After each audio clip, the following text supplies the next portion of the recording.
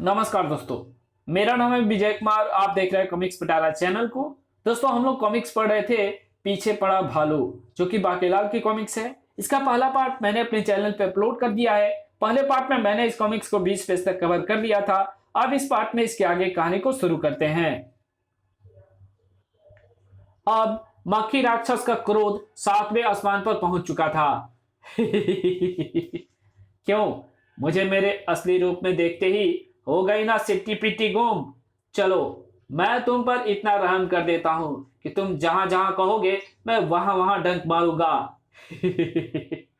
डंक तो सभी जगह दर्द करेगा। ये कह रहा है तो दाढ़ी पर डंक मरवा लो। ठीक है, दाढ़ी पर मारूंगा, पर मारूंगा दाढ़ी के जर में। घना समझदार बन रहा था। ई! और खटिया के नीचे ये कौन छिपा हुआ है? हमला! ये भिन भिन का शोर कहां से आ रहा है? बाहर निकल कर देखता हूं। अरे, बच गया। बाहर का दृश्य देखकर तो बाकेलाल प्रसन्नता से ही उछल पड़ा। वो मारा पापर वाले को। इन ऋषियों को तो मधुमक्खियां चिपटी हुई हैं। पर यह आवाज तो मेरे पीछे से भी आ रही है। अरे बाप रे, ये तो सीधे मेरी तरफ ही आ रही है। बच बेटा बाके। जैसे ही मक्खियां बाकेलाल पर झपटी, बाके नीचे बैठ गया। सभी मधुमक्खियां दीवार से जा टकराई। आ मरी! मक्खियों से बचकर बाकेलाल प्रवेश कर गया उस घर में। पर पहले दरवाजा बंद कर लूं। खटाक धाड़ भिन। दरवाजा बंद कर देने से क्या मक्खी राक्षस तेरा पीछा छोड़ देगा? मैंने अंदर आने के लिए खिड़की के शीशे पहले ही तोड़ दिए थे। लेकिन मक्खी राक्षस का भी पाला बाकेलाल से पड़ा था। उफ, ये क्या! आओ आगे बढ़ो, मुझे काटो और मरो, क्योंकि मैंने गुग्गल जलाया हुआ है, जिसके तेज धुएं में तुम्हारी तबीयत साफ हो जाएगी। भागो, ये आदमी खतरनाक है। मक्खियां फिर तुरंत परिवर्तित हो गई अदृश्य मक्खी राक्षस में। अब मैं जाऊंगा इस राज्य की उत्तर दिशा में। वाह, मेरा शरीर का फूटा हुआ हिस्सा मानव रक्त कणों के कारण भरने लगा है। मक्खियों के अचानक गायब हो जाने से हैरान खड़ा बाकेलाल बाहर निकला ही था कि बाकेलाल, तुम पर एक ऋषि की पत्नी ने अपने पति की हत्या का इल्जाम लगाया है और कानून सबके लिए बराबर है, इसलिए तुम्हें महामंत्री के आदेश पर गिरफ्तार करने आया हूं। क्या? मगर पहले तो तुमने ही मुझे उन ऋषियों से बचाकर भागने में मदद की थी। वो तो इसलिए की थी ताकि क्रोधित ऋषि तुम्हें साप दे दें। अब मामले की तहकीकात की जाएगी, जो कि मैं ही करूंगा। फिर तुम्हें फांसी से कोई नहीं बचा सकता। अब सब कुछ मेरे हाथ में है। वो तो ठीक है सेनापति, पर पहले पीछे मुड़कर देख लो, तुम्हारे पीछे मक्खी राक्षस खड़ा है। मक्खी राक्षस के बारे में तो मैंने भी सुन रखा है। वो डंक मारकर पूरा सुझा देता है। बूहू! भागो बेटा बाके। अरे, बाकेलाल हमें गच्छा दे गया। पकड़ो इसे, जाने ना पाए। पकड़ में ना आए तो तीर या भाला मारकर छेद करके पकड़ लो। तब तक मैं जग्गी पहलवान की दुकान से लस्सी पीकर आता हूं। इस बार तो सैनिक हाथ झाड़कर बाकेलाल के पीछे पड़ गए थे। बाकेलाल शहर छोड़कर जंगल में जा पहुंचा।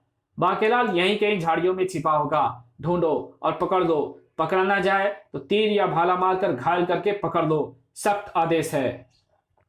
बाप रे, सैनिक चारों तरफ फैल गए हैं। इस बार तो मरा बेटा बाके। पर अरे, ये क्या है?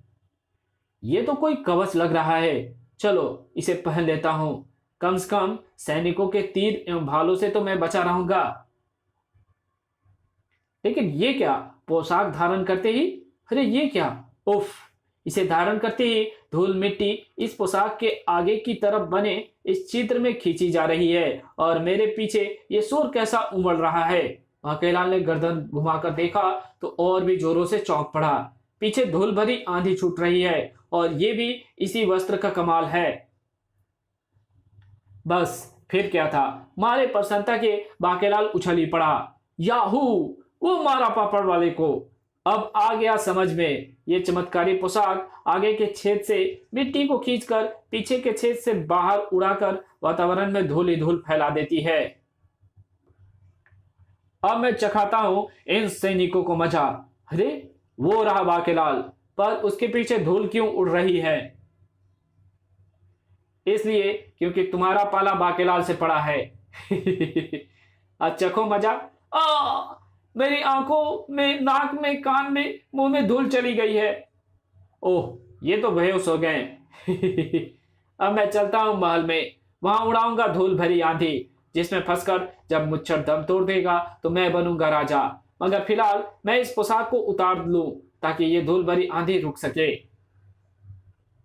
उसी समय महल में, राजवैद्य, तुम्हारे काढ़े का तो प्रभाव ही नहीं हुआ, बल्कि उल्टियों के साथ दस्त भी लग गए। महारानी जी, काढ़ा तो मैंने ठीक ही बनाया था, मगर पता नहीं क्यों उल्टियां रुक नहीं रही। लगता है नीम का घोल पिलाना पड़ेगा। तभी खनाक! अरे, ये खिड़की पर पत्थर मारकर कांच किसने तोड़ा? मैं देखता हूं महामंत्री जी। बाहर तो कोई दिखाई नहीं पड़ रहा महामंत्री जी। तब एक एक करके महल के सारे खिड़की दरवाजों के शीशे टूटते चले गए। मैं दिखाई नहीं पड़ता, और जब मैं दिखाई पड़ता हूं तो सामने वाला मुझे देखकर वहां नहीं रुकता। भिन भिन भिन। महामंत्री जी, लाखों मधुमक्खियों ने महल को घेर लिया है। ना जाने कहां से आ गई है इतनी मधुमक्खियां। ये मधुमक्खियां अंदर आ गई तो गजब हो जाएगा। किसी ने शीशे भी तोड़ दिए हैं। शायद कहीं इसलिए तो नहीं कि इन मधुमक्खियों को अंदर आने का रास्ता मिल जाए। मुझे लग रहा है कि कहीं ये हरकत मक्खी राक्षस की ना हो, जिसे आज तक किसी ने नहीं देखा। महाराज, अब क्या करें? मधुमक्खियां काटने आ रही है। बाकेलाल कहाँ चला गया? इस संकट से हमें वो ही बचा सकता है। वैक, वैक। इधर वही समय था जबकि बाकेलाल उस विचित्र पोशाक के साथ वहां आ पहुंचा, लेकिन उसी समय मक्खी राक्षस की निगाह भी उस पर पड़ गई। ओह, तू पहली बार मेरे हाथों से बच निकला था, मगर अब नहीं बचेगा। अरे बाप रे! बेटा बाके, जल्दी से पोशाक पहन।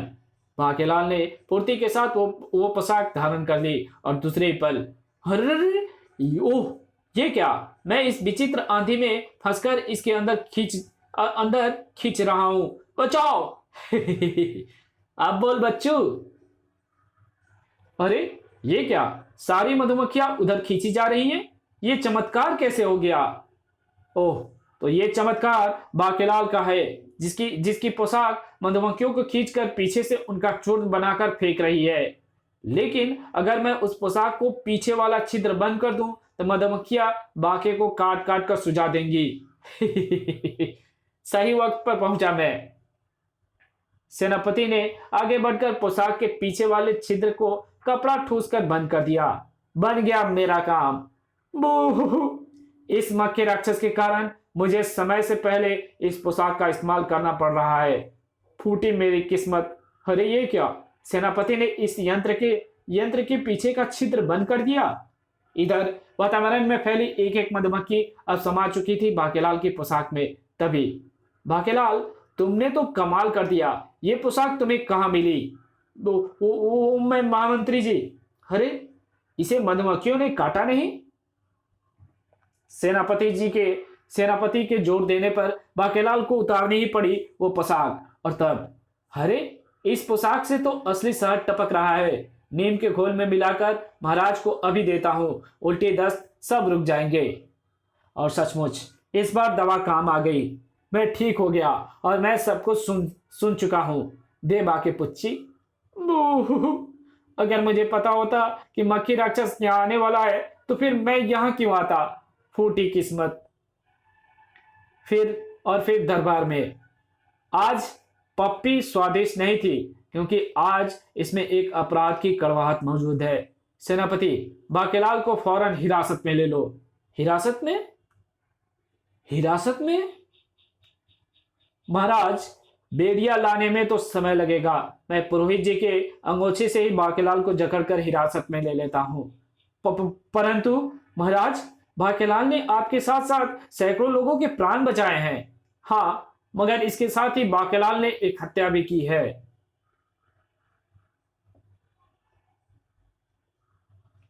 ऋषि पत्नी भक्त की हत्या। गीदड़ के आगे धक्का देकर उसे हत्या करते ऋषि की पत्नी ने खुद देखा है। राजा हो या रंक, कानून सबके लिए बराबर है। हाँ भाई, इसलिए बाकेलाल पर हत्या का मुकदमा चलाया जाएगा। तभी तेरी फूं पर गूंज उठी टंकार। सेनापति ने तेरी फूं का टोपा उठाकर मुंह से लगाया और बोला, तेरी फूं की फूं, कौन बोल रहा है? ओह द्वारपाल, क्या वे सारे ऋषि फिर बाकेलाल को खोजते दरबार की ओर आ रहे हैं? क्या इस बार वे और अधिक क्रोध में हैं? और क्या देखते ही साफ दे देंगे? क्या कह रहे थे कि अगर किसी ने उसका पक्ष लिया तो उसे और भी भयानक साप देंगे?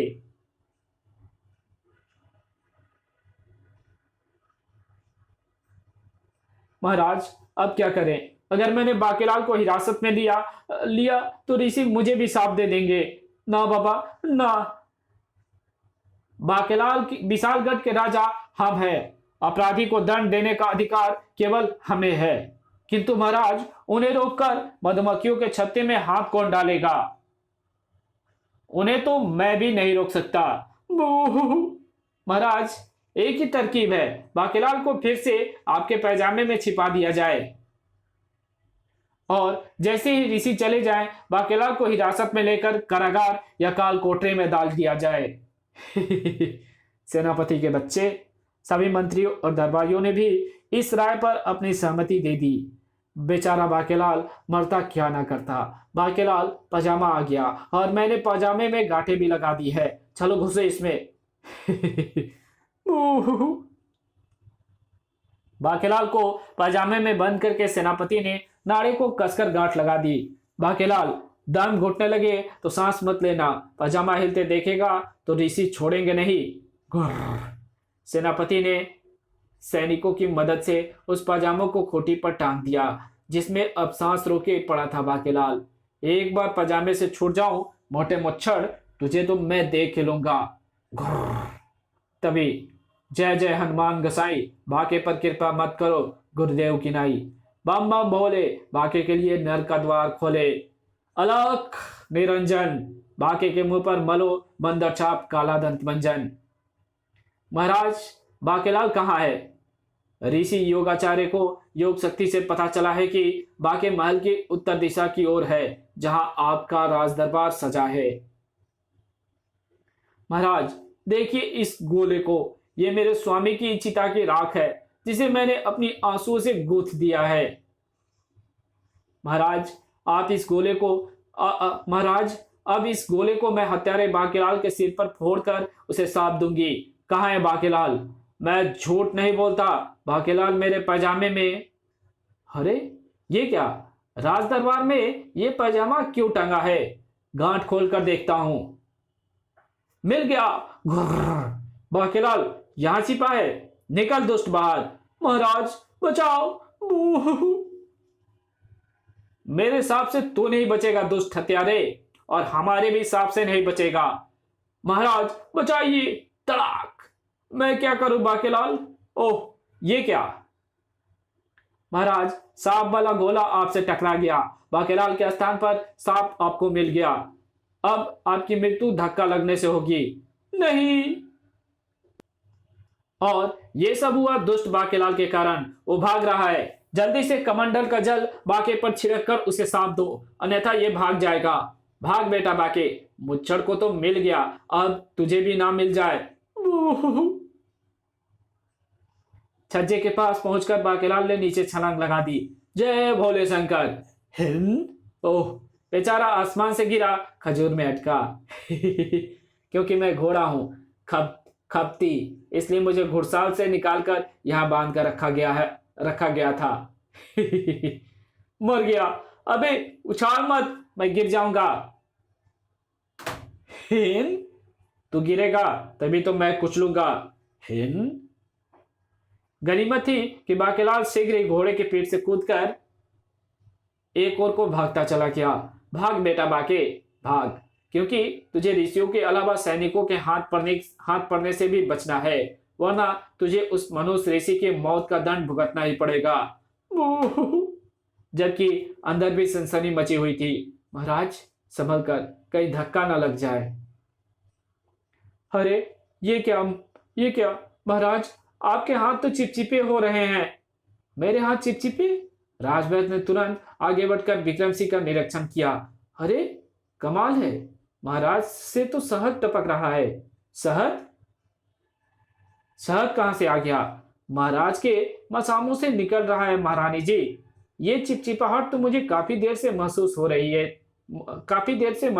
रही थी, पर मैंने सोचा कि पसीना आ रहा है। महारानी जी, फिलहाल तो इनके धक्के की चिंता करनी चाहिए। मेरे विचार में तो इन्हें एक पिंजरे में बंद कर देना चाहिए, कहीं भूलवश किसी को धक्का लग गया तो। मगर पिंजरा कहां से आएगा? विशालगढ़ के चिड़ियाघर से वनमानुष का पिंजरा खाली करवा कर मंगवा लेते हैं। फिर सर्वसम्मति से हुए फैसले के बाद विक्रम सिंह को पिंजरे में डाल दिया गया। यहाँ महाराज सुरक्षित रहेंगे। महाराज अपना ध्यान रखिएगा, मैं शहद इकट्ठा करवाने का इंतजाम करता हूँ। वो उनकी होगा दस्तो, अब क्या होगा बताओ। इधर बाकी ऋषियों से बचकर भागा तो जा पहुंचा जंगल में। आज तो तू बुरा फंस गया बाके बेटा, शुक्र है दोनों मुसीबतों से छुटकारा मिल गया। लेकिन अब क्या होगा? महल वापस लौटा तो मैं बंदी बना लिया जाऊंगा, और अगर ऋषियों के हाथ पड़ गया तो सांप से नहीं बचूंगा। लगता है तेरे बुरे दिन आ गए हैं बाकेलाल बेटे।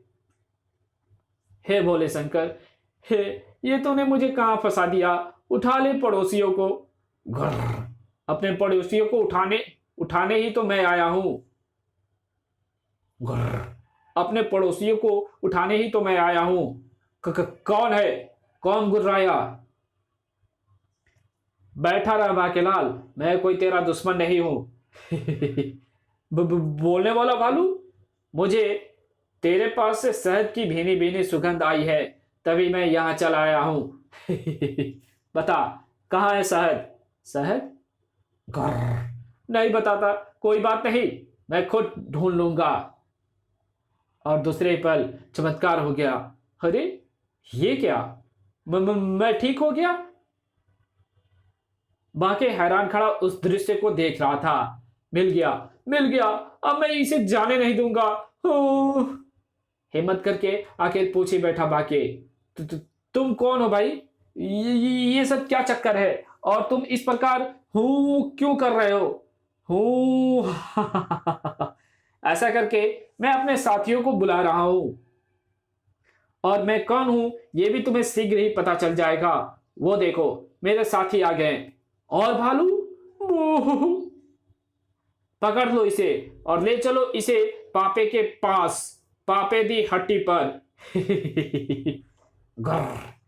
इस कहानी को यहीं खत्म करते हैं। इसके आगे कहानी पढ़ेंगे इसके पार्ट 3 में, तो मिलते हैं इसके तीसरे पार्ट में। तब तक के लिए बाय। अगर वीडियो अच्छी लगी तो इस वीडियो को लाइक कर देना, चैनल पर नया हो तो चैनल को सब्सक्राइब कर बेल आइकन को जरूर प्रेस कर देना, और जहां इस वीडियो की जरूरत हो वहां पे इसको शेयर जरूर कर देना। मिलते हैं आपसे एक और नई वीडियो में, तब तक के लिए बाय।